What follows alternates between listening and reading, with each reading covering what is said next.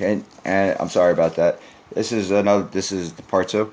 Can you imagine yourself feeling that sun on your skin?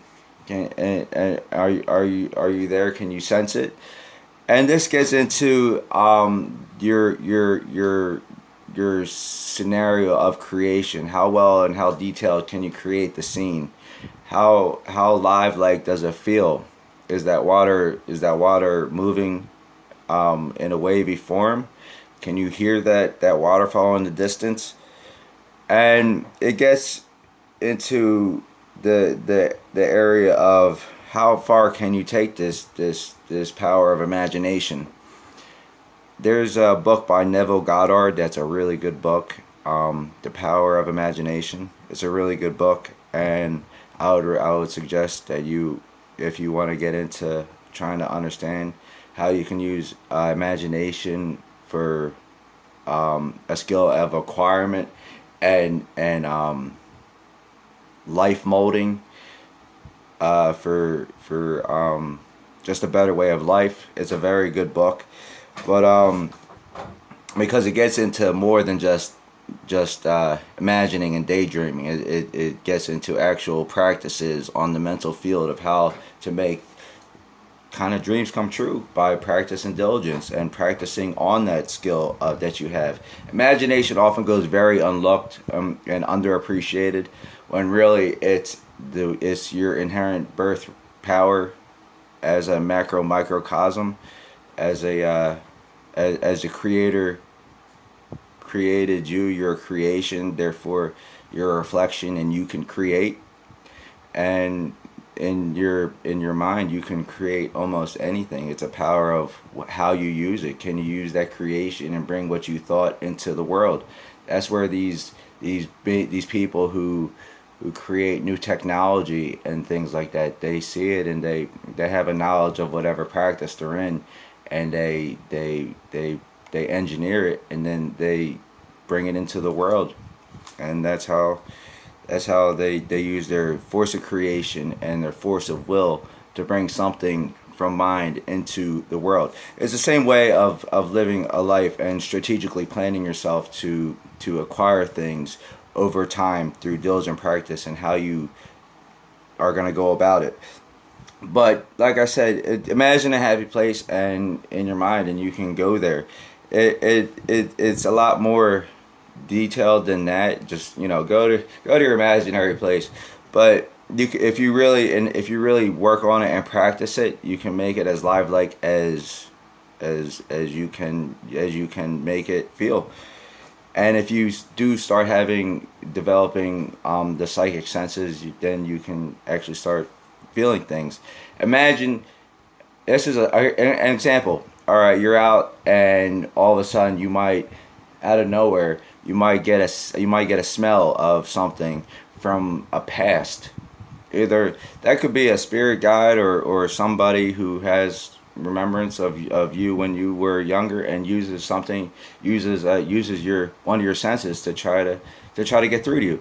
But that's the same thing that you can do to yourself if you can imagine how that food, if you remember and imagine how that food tasted, or you imagine or remember how that smell smelled.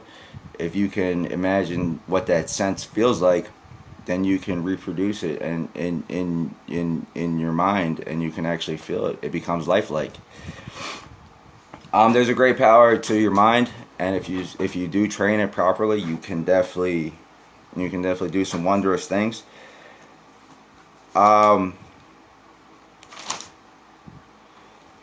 And that's what I was talking about with strengthening and kind of disciplining. I mean, there are definitely different ways to strengthen and discipline. A healthy brain, a healthy food for optimal mind, and there's books out there on spiritual optimal foods that help your psychic senses or your mind, and it just creates a stronger sense and helps you just create a ground within yourself and strength. And I'm talking about this because I focus, or I focus my area in mental, but there go psyche, which is a root is the root word, which means spirit or soul, which goes into psychic, which is the phenomena that people are obtaining and people have always have had. There goes into psychology, the understanding of the brain, the brain matter, and the states of consciousness associated. And if you don't take care of that with disciplining and growth and mental health, you become ill to psychosis, which is mental illness. And so there's a lot to it more than just mental health, or a healthy brain and mental health. You know, it's actually there's a good that comes from it, and a good worth that you could see over time with it. Now I want to talk about the sword of God, or rather the word of God, the creationary vibration, the Om, the Om, which in a lot of philosophies and religions, they talk about the creation vibration, or the root sound, Well, it's actually through long-term meditation, depending on your mind, it is a worship, it is a discipline, it is a strengthening, and it can also cause healing and relaxation and serenity, and create spiritual happenings. And for those who are not awoke, it can wake you up, or and become you aware of your third eye. So it has the most dynamic effect. It is the creation vibration. Therefore, it is all good, and nothing bad can come of it. And it, like I said, it can heal mental illness and disease, and absolutely wipe it out. Therefore, it being the word, or the sword of God, it actually can repel negative entities and evil spirits. And if you are aware of them and you are meditating, then through meditation on that word, it will repulse them, because nothing that is from heaven or from the source creation that is a good spirit would be repulsed by the word itself.